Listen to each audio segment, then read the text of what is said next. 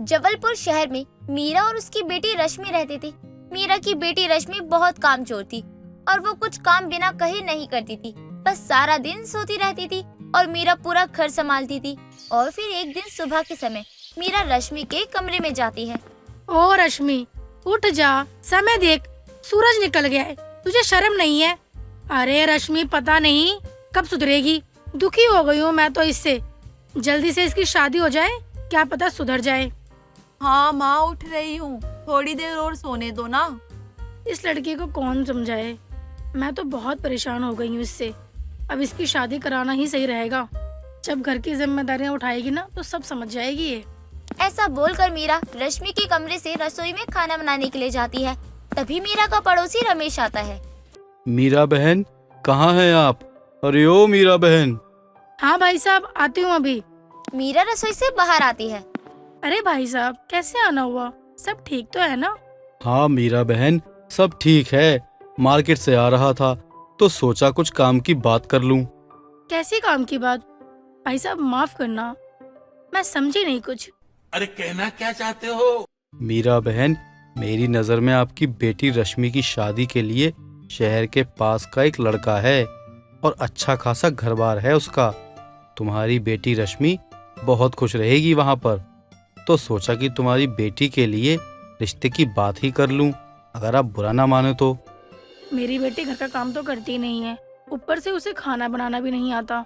कोई बात नहीं, जब शादी होने के बाद जिम्मेदारियां आएंगी तो अपने आप से बनाना सीख जाएगी और घर भी संभाल लेगी, और उसकी उम्र भी हो गई है शादी की। अरे वाह रमेश भाई साहब, ये तो बहुत खुशी की खबर लाए हैं आप। मेरी लड़की बड़ी भी हो गई है और रश्मि को सब काम अच्छे से आता है। मेरी बेटी बहुत ही संस्कारी है, उसे हर तरह का खाना बनाना आता है और मुझे पता है मेरी लड़की पूरा घर अच्छे से संभाल लेगी। मीरा बहन, इससे अच्छी बात और क्या हो सकती है।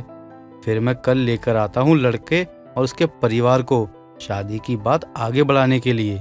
ऐसा बोलकर रमेश अपने घर चला जाता है और फिर अगले दिन योगेश और उसकी माँ रश्मि को देखने के लिए रश्मि के घर आते हैं। रिश्ते के कुछ हफ्ते बाद रश्मि और योगेश की शादी हो जाती है और रश्मि धीरे धीरे सब सीख जाती है और पूरा घर भी संभाल लेती है। ऐसे ही एक दिन रश्मि की सास सरिता रश्मि से बिरयानी बनाने के लिए बोलती है। बहू, आज सबके लिए बढ़िया सी बिरयानी बना ले, काफी समय हो गया बिरयानी खाए। जा, सबके लिए आज बिरयानी बना, तेरे हाथ की बिरयानी खानी है मुझे और योगेश को। ठीक है माँ जी, मैं बना देती हूँ। रश्मि ऐसा बोलकर रसोई में चली जाती है और फिर अपने आप से बोलती है, अरे माँ जी ने मुझे क्या बनाने को बोल दिया? मुझे तो सादा खाना बनाने के अलावा कुछ आता ही नहीं है। क्या करूँ समझ ही नहीं आ रहा है। हाँ, एक काम करती हूँ, ऑनलाइन ऑर्डर करके मंगा लेती हूँ। रसोई के पीछे वाली खिड़की से मंगा लेती हूँ और किसी को पता भी नहीं चलेगा। रश्मि अपने पति योगेश और अपनी सास के लिए बिरयानी बनाकर थाली में परोस कर ले आती है और सब बैठकर खुशी खुशी खाते हैं। पर असल में वो बिरयानी बनाई नहीं होती, ऑर्डर करके मंगाकर सबको खिलाती है वो। अरे वाह बहू, बहुत स्वादिष्ट बिरयानी बनाई है तूने तो। भाई मजा आया। स्वाद में मैंने 2 प्लेट बिरयानी खा ली और पता भी नहीं चला। हाँ रश्मि, बिरयानी वैसे बहुत अच्छी बनी है, मजा आ गया खाकर। आज तुम्हारे हाथ की बिरयानी भी खा ली हमने। सरिता और उसके बेटे योगेश को रश्मि के हाथ की बिरयानी पसंद आई थी और सरिता और योगेश रश्मि को बिरयानी बनाने के लिए बोलते थे और रश्मि हर दूसरे दिन बिरयानी ऑर्डर करके सबको खिला देती थी। सभी खुशी खुशी खा भी लेते थे। ऐसे ही दिन बीतते हैं और फिर एक दिन सरिता की बहन बिमला रहने के लिए गांव से आती है। अरे ओ सरिता, कहाँ है? घर में दिखाई क्यों नहीं दे रही है? कहीं चली गई है क्या? ये आवाज तो विमला दीदी की लग रही है, शायद मेरा वहम होगा, छोड़ो। अरे ऐसे कहाँ चली गई जो अभी तक बाहर नहीं आई? अरे फिर से आवाज आई विमला दीदी की, बाहर जाकर देखती हूँ। सरिता अपनी बड़ी बहन की 2 बार आवाज सुनने के बाद कमरे से बाहर आती है और विमला को देखकर सरिता बहुत खुश हो जाती है और आते ही उसे गले लगा लेती है। विमला दीदी, आपने तो दिल खुश कर दिया यहाँ आके। दीदी, सच में बहुत खुशी हुई आपको देखकर। जब से योगेश और बहू रश्मि की शादी हुई है तब से समय ही कहाँ मिला फुर्सत में बात करने का। हाँ, मैंने सोचा कि अभी गर्मी कम है तो हो आऊं कुछ दिन और तेरे बहू और बेटे से भी मिल लूंगी।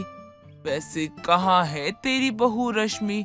बुला तो जरा, मिलवाओ उसे अपनी मौसी से। हाँ अभी बुलाती हूँ दीदी, रुको।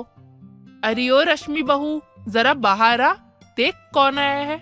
रश्मि अपनी सास सरिता की आवाज सुनकर कमरे से बाहर आती है और अपनी मौसी सास को देखकर बोलती है, नमस्ते मौसी जी।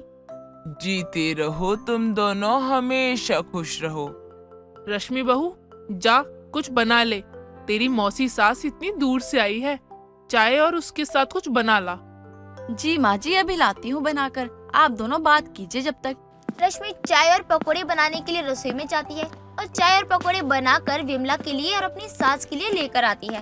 और तीनों सास बहू चाय पीते पीते बातें करते हैं और बातें करते करते शाम हो जाती है।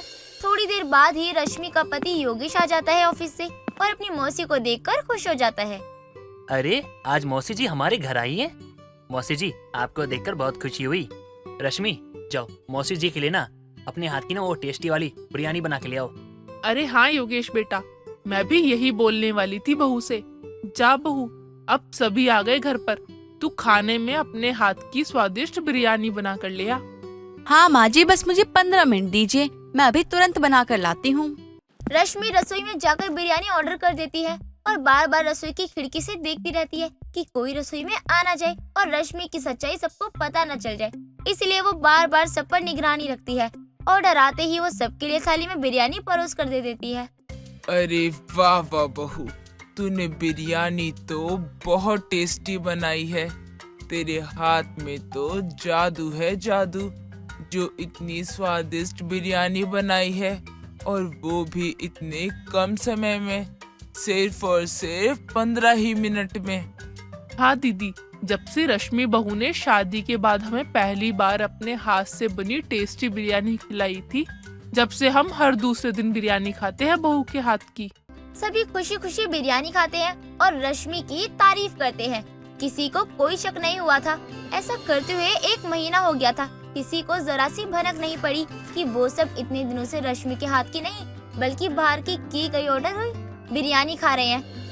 और फिर एक दिन रश्मि की सास सरिता किसी काम से रसोई में जाती है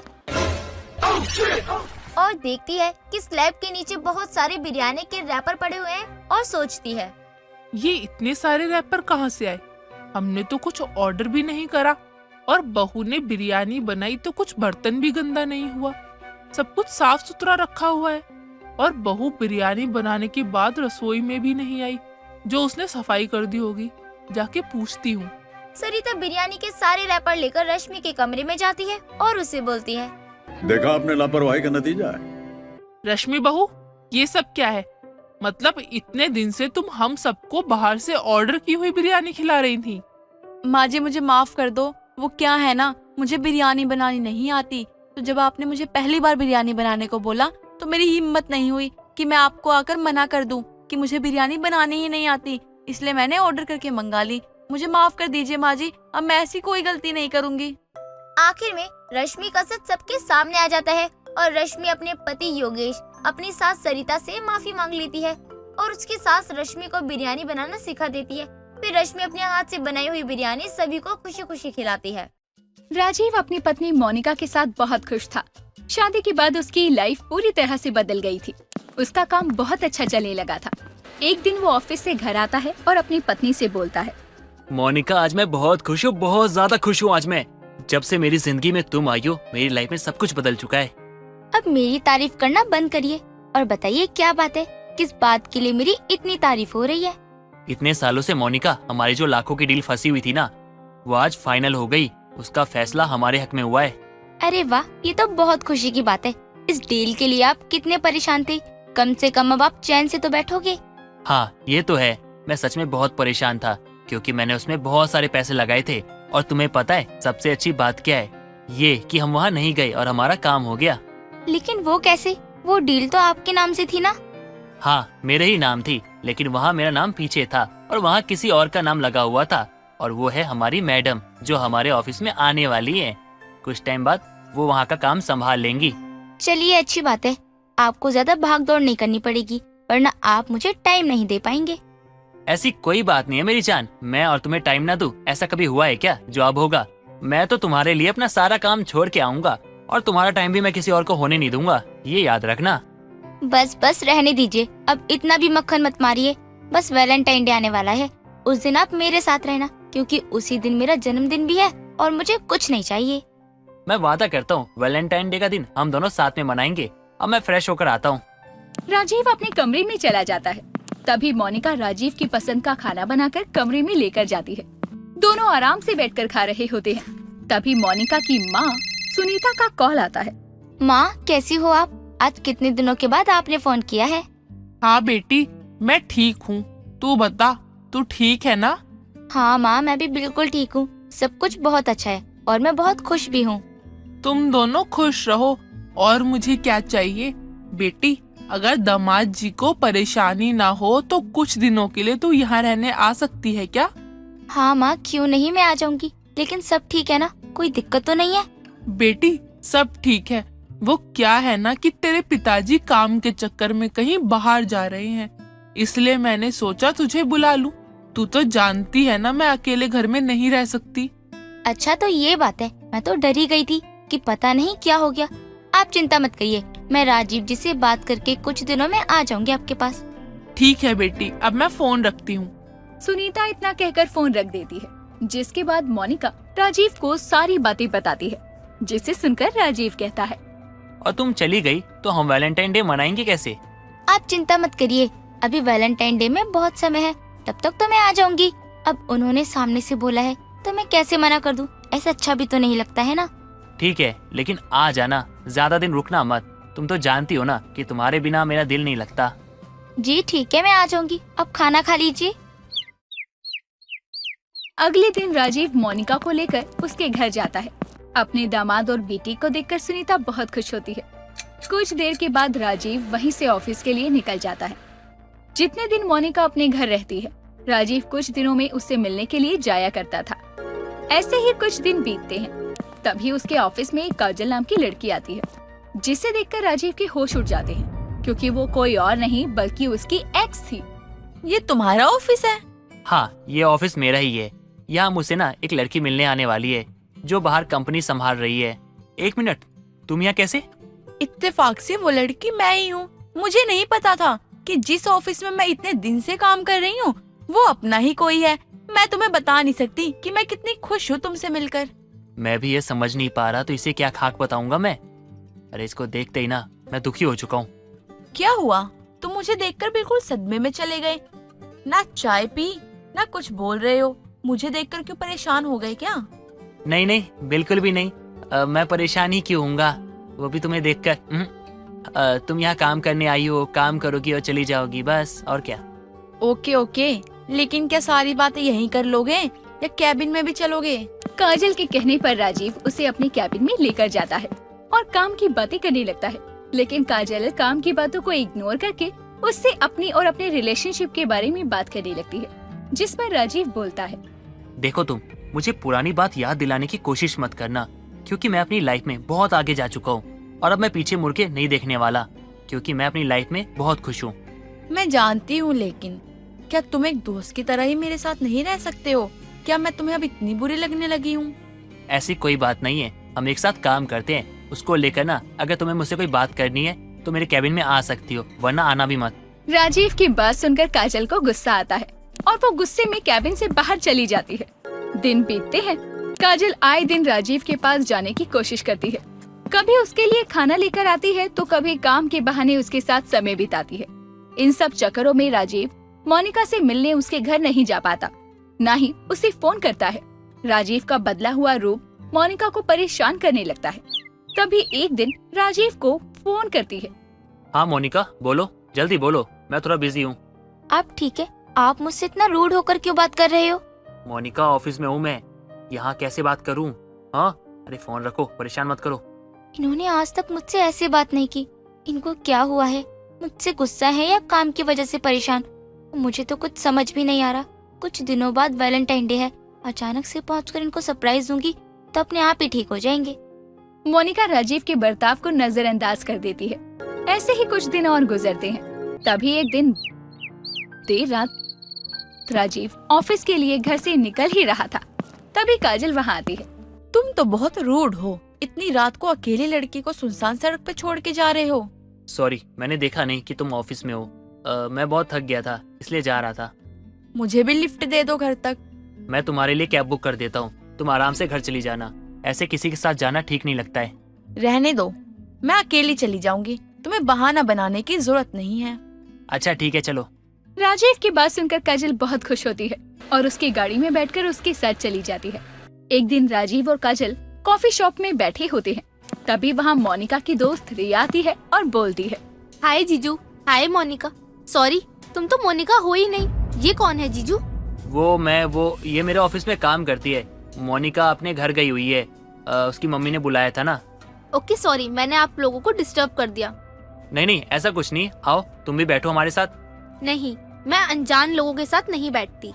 रिया इतना कहकर वहाँ से चली जाती है और मोनिका को जाके सारी बात बताती है, लेकिन मोनिका उसकी बातों पर ध्यान नहीं देती और वैलेंटाइन डे वाले दिन राजीव को बिना बताए घर वापस आ जाती है और वैलेंटाइन डे की सारी तैयारी कर लेती है। लेकिन राजीव ऑफिस से घर नहीं आता।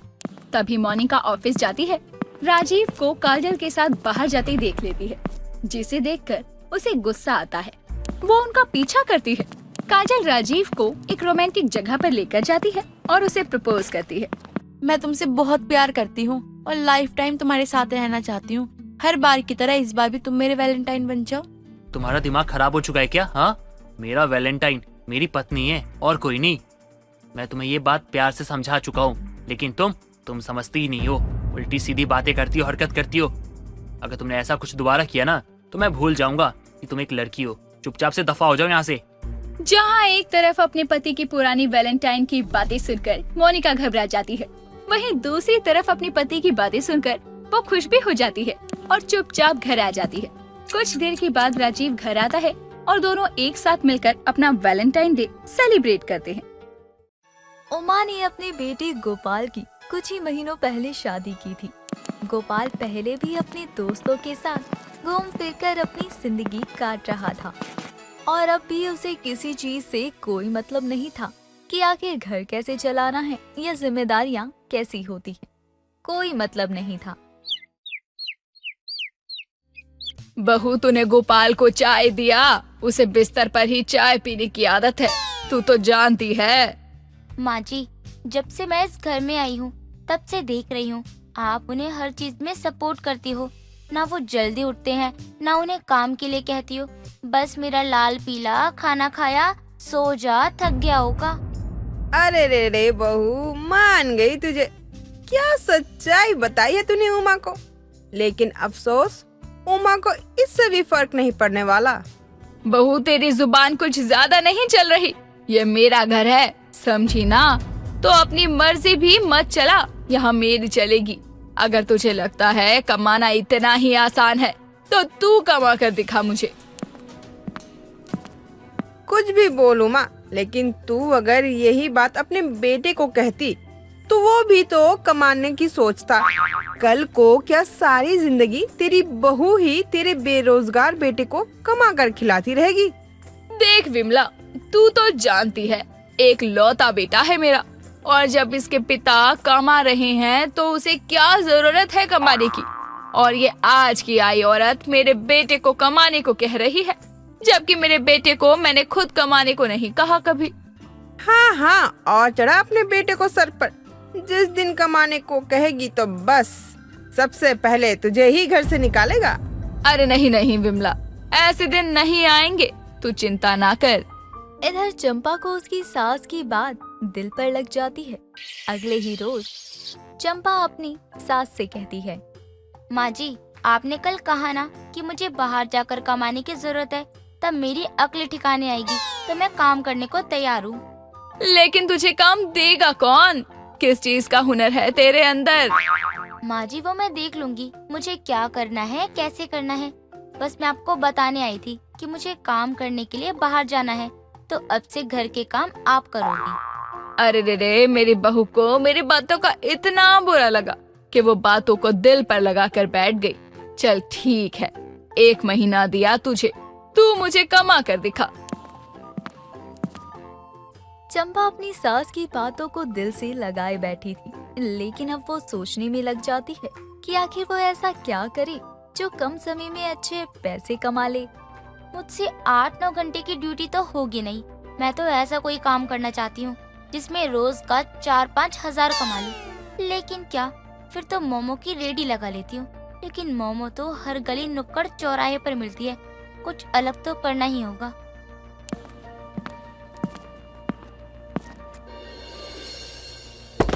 अरे माँ, मेरी कमर टूट गई। किस निकम्मे ने ये केले से याद आया, मैं तो केले के पराठे भी मस्त बनाती हूँ। अब अगले ही दिन सुबह चंपा घर से निकल पड़ती है, अपनी सास को बताकर कि वो कहीं जॉब नहीं करना चाहती, लेकिन पराठों की दुकान लगाना चाहती है। उसकी सास भी मान जाती है, क्योंकि उसे लग रहा था कि उसके बहू के बस का कुछ भी नहीं है। अरे रे बहन, तुम्हें देख के तो मुझे दया आ रही है, लेकिन तुम्हारे हौसले को तो सलाम है। अब क्या करूँ बहन, एक तो भगवान ने बचपन में मुझसे आंखों की रोशनी छीन ली, और जिस घर में शादी हुई वो भी शराबी जुआरी निकला। अरे सच में, मुझे तो तुम्हारी कहानी सुन के आंसू ही आ गए। मैं तो बस यहाँ से गुजर रही थी, बस ये केले के पराठे देखकर आ गई। जी बताइए, आपको कितने पराठे चाहिए? 2 पराठे लगा दो बहन। चंपा ये सब इसलिए कर रही थी ताकि लोग उसे अंधा और बेबस समझकर पैसे तो देकर ही जाएंगे, साथ में उस पर दया खाकर उसकी दुकान पर भी आएंगे। और होता भी ऐसा ही है। पहले दिन चंपा के ठेले के पराठे की बिक्री अच्छी खासी हो जाती है। कितनी अच्छी बिक्री हुई है आज पहले ही दिन। जाकर माँ जी को बताऊंगी। देखो माँ जी, अब तो मान गई ना कि कोई काम मुश्किल नहीं होता है, बस करने का मन होना चाहिए। अब देर शाम चंपा घर आती है तो वो अपने अंधे वाले किरदार को घर के बाहर ही छोड़कर आती है, क्योंकि घर वालों को तो बस ये पता था कि चंपा ने खाने पीने की छोटी सी दुकान लगाई है। माँ जी, 1 कप चाय ले आओ, आपकी बहू आई है। माँ जी, आज तो मैं बहुत थक गई हूँ। चाय के साथ साथ पकोड़े मिल जाते तो और भी मजा आ जाता। राम रे राम, एक दिन तू क्या घर से निकली, तेरा तो मिजाज ही बदल गया। माँ जी, आज से आपकी बहू बस हुक्म चलाएगी और मैं जो भी कहूँगी वही होगा। देख रही हो, पहले दिन का बिजनेस। बहू, क्या बात है, तूने तो कमाल ही कर दिया। सही कहा है किसी ने, आजकल के बच्चे खाने के पीछे कितने पागल हैं, और पागल भी हैं तो अच्छा है ना। मेरी बहू का काम तो इससे ही निकलेगा। वापस करो माँ जी मेरे पैसे। इसमें से आपको मैं कुछ ही पैसे दूंगी, बाकी का मैं अपने भविष्य के लिए रखूंगी। पहले दिन की कमाई देखकर उमा की आंखें भी चौंधिया जाती हैं। अब घर का काम उमा खुद करती और अपनी बहू को दुकान भेज देती। लोग भी चंपा को अंधी समझकर उसकी दुकान पर केले के पराठे तो खाने आते, साथ ही चंपा को 150 देकर भी जाते। ये तो मेरे पति की तरह लग रहा है। नहीं नहीं, ये मेरा पति ही है, लेकिन इधर क्यों आ रहा है? इसे तो मैंने अपनी दुकान का पता भी नहीं दिया था। अरे चंपा, ये तो तुम्हारी दुकान है। अरे वाह, भीड़ तो अच्छी खासी है। मैं लोगों से पैसे वसूलूं क्या? अरे तुम यहाँ क्यों आए हो? जाओ यहाँ से, मैं अकेले ही सब कर सकती हूँ। अच्छा ठीक है, चलो मेरे लिए भी एक पराठा लगा दो। और तुमने ये अंधों की तरह चश्मा क्यों लगा रखा है? अंधी तो नहीं हो गई हो कहीं? ये सुनकर वहाँ मौजूद एक आदमी गोपाल की अच्छे से धुलाई करता है और चंपा भी कुछ नहीं कह पाती। अब गोपाल घर पहुँचता है। अरे मेरे लाल को क्या हुआ? किसने मारा मेरे बेटे को? किसकी इतनी हिम्मत के मेरे बेटे को मारे? कहीं लड़की छेड़ रहा होगा तो पिट गया, और तू तो इतने चौर में ऐसे कह रही है मेरा बेटा, जैसे तेरा बेटा कोई IPS ऑफिसर हो, आवारा कहीं का। विमला, ऐसे वक्त में भी तू अपना मुंह थोड़ी देर के लिए बंद नहीं रख सकती है क्या? माँ, ये और किसी ने नहीं किया, ये सब आपकी बहू का किया धरा है। मुझे उसने अपनी दुकान पर मौजूद लोगों से बुरी तरह पिटवाया है। अरे लेकिन तू वहाँ करने क्या गया था, ये तो बता। माँ, मैं तो केले के पराठे की दुकान देख रहा था वहाँ। मुझे क्या पता ये दुकान चंपा की है। अब मैं चंपा को देख खुश होने लगा और उससे कहा कि ये काला चश्मा कैसे? वहाँ मौजूद एक आदमी ने मुझे पीट दिया। कमीने, एक तो वो इतना अच्छा कमा रही है, ऊपर से तू वहाँ गया होगा अपने आवारा दोस्तों के साथ और कुछ बोला होगा, तभी तो पिट कर आया है। मैं तो कहती हूँ माँ, और मारी से। एक तो बेचारी सुबह सुबह काम के लिए निकलती है, ये वहाँ भी जाकर कलेश करके आया है। चुपचाप जाकर घर में बैठ जा, समझे? और हाँ, कल से तू भी काम पर जाएगा। मुझे भी एंड में महीने के तेरे हाथ से पैसे चाहिए, वरना तुझे मैं घर से धक्के मार कर निकालूंगी। आप लोगों को मेरी बातों पर विश्वास नहीं हो रहा ना? मैं सच कह रहा हूँ। माँ वो अंधों वाला चश्मा लगाकर काम कर रही थी, तभी उसे लोग पैसे देकर जा रहे थे। सच में तेरा बेटा कोई नशा करता है। तेरी सही सलामत बहू को अंधी कह रहा है। आजकल के बच्चों को ना जाने क्या हो गया है। अब देर शाम चंपा घर आकर एक की चार लगाकर अपनी सास को बताती है, जिसके बाद सुबह ही उमा गोपाल को उठाकर काम पर जाने को कहती। लेकिन गोपाल की बातें भी उमा के मन में खटक रही थी। अब देर शाम उमा केले के पराठे की फेमस दुकान के बारे में पूछते हुए अपनी बहू की दुकान पर पहुंचती है। सच में बहू ने ये काला चश्मा क्यों लगा रखा है? और ये छड़ी तो अंधों के हाथ में होती है। सुनिए बहन जी, एक केले के पराठे लगा दीजिए। हाँ हाँ, अभी लगाती हूँ। वहाँ जितने भी लोग थे वो चंपा के केले के पराठे की तारीफ कर रहे थे। ऐसे में उमा भी चंपा से केले के पराठे लेती है और अलग भीड़ में खाने लगती है। पराठे तो वाकई लाजवाब हैं, खाकर तो मजा ही आ गया। उमा उस वक्त तो अपनी बहू को कुछ भी नहीं कहती, लेकिन देर शाम जब चंपा घर आती है और उमा को पैसे देने लगती है तो उमा उन पैसों को लेने से मना कर देती है। बहू, नहीं चाहिए मुझे ऐसी कमाई। मुझे सब सच सच बता, तू ये अंधे होने का नाटक क्यों कर रही है? ऐसी कमाई से हम अपना घर चलाएंगे क्या? तू इतने अच्छे पराठे बनाती है तो तुझे अंधे होने का नाटक क्यों करना है? माँ जी, वो ये सब मैं माँ जी। तो तुझे काम नहीं मिला? अरे मिलेगा भी कैसे, जब तूने कभी काम करने का मन ही नहीं बनाया। और बहू, तू कल से अगर चाहती है कि तू अपनी दुकान पर जाए तो सबसे पहले अपने ये अंधे होने का नाटक भूल जा। तो माँ, आपको पता चल गया ना ये कैसे अंधी बनकर पैसे कमा रही है? अब कल से तू भी बहू की दुकान पर जाएगा और उसके साथ काम करेगा, समझा ना? अब अगले ही दिन चंपा भी अपने ग्राहकों से माफी मांगती है, जिससे उसके ग्राहक तो कम हो जाते हैं, लेकिन चंपा को भी महसूस होता है कि जो उसने किया वो सही नहीं था। जिसके बाद गोपाल और चंपा मिलकर केले के पराठों की दुकान चलाते हैं।